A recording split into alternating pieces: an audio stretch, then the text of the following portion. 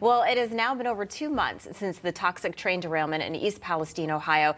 And as cleanup efforts and residents' health concerns continue. So a tractor trailer hauling 40,000 pounds of contaminated soil from the cleanup site overturned on a state highway. For more on the cleanup, let's welcome in East Palestine residents Tammy and Rick Tsai, who have been with us before. Thank you so much for joining us. Tammy, first to you, how have you been since we last spoke? Well, we're still in our home, but it's very stressful here because there's a lot of things happening as far as people's health we're learning, and it's because of the long-term exposure to the vinyl chloride that's in people's homes. And my husband can talk more about that because he's the doctor. And but doing okay, just very stressed.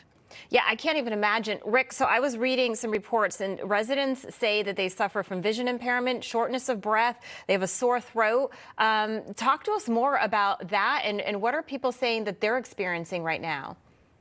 Well, at first, doctors were hesitant to test for chemicals. I'm not quite sure why, since the largest chemical bomb that I've ever known in the United States went off in our town. Now that patients have poked and prodded for testing, the few that have been tested for chemicals, several have tested positive for vinyl chloride metabolites in their body, which is not good. What does that mean exactly? Does that mean that you could potentially get cancer, or talk to us more about that? Absolutely, liver damage. No, actually, no one really knows at this point. It is due to, when it shows up in your urine, it's due to the long-term exposure, a daily chronic exposure.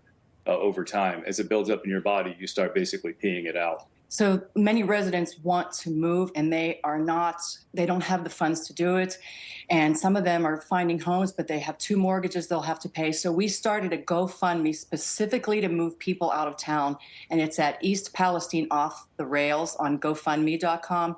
And we appreciate any help you can. I know we're a little late to the game starting this fundraiser, but now that people are testing positive for vinyl chloride, people need to leave and protect their health. A lot of people want to leave. Yeah. A lot of people want to stay. But those that have to, that want to leave, they can't. Yeah, I think you hear people say, well, just move. It's not that easy to just move. I'm sure it's difficult to find somebody to buy your home and then have the funds to be able to move, especially if you have kids and jobs. Rick, I know that the governor visited East Palestine this week to lower any concerns over the safety of agricultural products. Samples, though, of plant tissue are being analyzed. Talk to us more about this, and do you feel that officials are doing enough? We sent video. It's probably not going to be on your screen, but the creeks are still, the creek banks especially, are heavily contaminated. A few pokes into our creek banks, and the chemicals just boil out into the creeks. Because you can't see in the fields and in your lawn, it's very hard for me to speak on that because that's the unknown.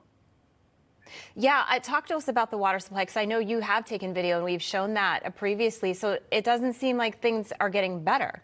Over Easter weekend, it was atrocious. I filmed on Good Friday, Holy Saturday, and Easter Sunday, where they held the Easter egg, sponsored by Norfolk Southern, the Easter egg hunt in the park.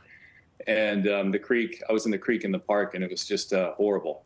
300 yards away from where And so I went to verify last night, and chemicals just boil out of the bank. And so that means it's in our soil, and possibly the hydrostatic pressure boils down. Those of us with well water are very upset, and basically the bottled water is basically gone. And so we're asking folks if you can still remember us, and we will kindly accept all of your donations. You've been so gracious on doing so, but we are low and we are needing water. There's many people in this community on well water that we also cook. The residents cook in well water, so that the water goes quickly. And to my knowledge, maybe because it would go against the narrative, I don't think Norfolk Southern has ever donated any bottled water to us or our community. Interesting. Well, you talk about drinking water, but also just showering and bathing. If you have well water, then that's getting into your body, correct?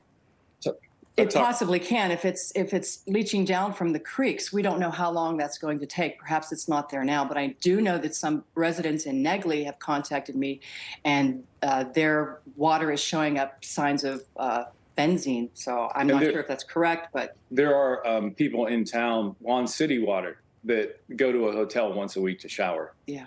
Wow, that's unbelievable. Can you just remind us of the GoFundMe page that you have set up, the website for that, for folks at home? It's Facebook group. It's East Palestine Off the Rails at GoFundMe.com. And we also have a Facebook group, so you can follow the progress in town, East Palestine Off the Rails. We appreciate it. Well, Rick and Tammy Tsai, thank you so much for keeping us posted. Good luck, and please, let us know how things continue to develop. We appreciate it, and good luck to you. Thank you. Of course.